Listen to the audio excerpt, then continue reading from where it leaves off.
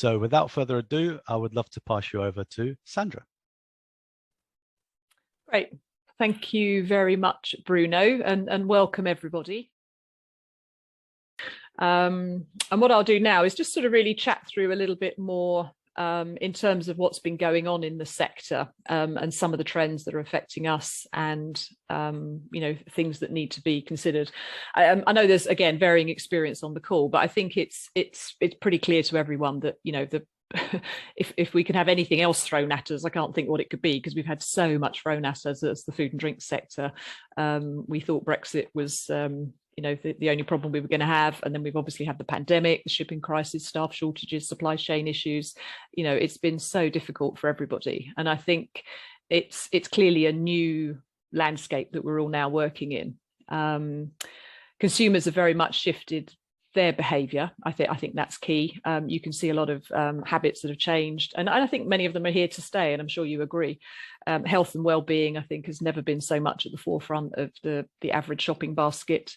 Things like online retail have boomed, and dining at home. We now like the experience of dining in our home and expecting a quality offer for that.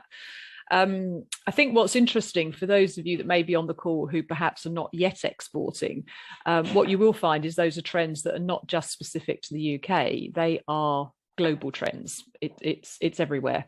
I'm sure you will find, if you take part in the ECRM, that the kind of questions that the buyers are asking are very much in line with these trends. They know that people are looking for products now that very much align with their own social and ethical values, and the retailers have got to respond to that. The whole climate change issue, the health of the planet, these are things that people expect to see on your product, on your packaging, and trust in you and the brand and the retailer is really key as well in the choices that consumers are making. When we talk about the actual Meet the Buyer event, it'll be interesting to hear Benham's views, but I think what we're finding is that to be prepared and really stand out and really make a difference when you're talking to a buyer, you've got to really research what their vision is, what their sustainability agenda is, what they're expecting. And you've got to identify what your niche is and how your product fills that gap for them.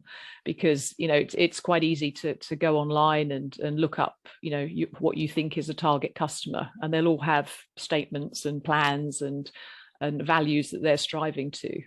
So I think that's really important. And a big shift. It's not just, hey, look at my product. You've got to have all those values that the consumer is now looking for in some way or other in what you're proposing. Yep. And I have a quick question from someone for you, Sandra. May I become a member of FDEA if my company is not from the UK?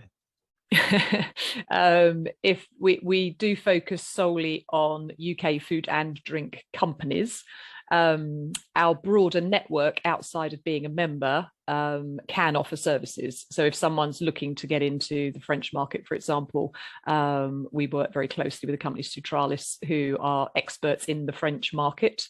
So whilst that wouldn't be directly through the FDEA, we can certainly help to signpost to support. So yeah, very happy that you drop me a line, and we can see where we can help. We're a nice bunch. If it's not too difficult, we're happy to make a referral.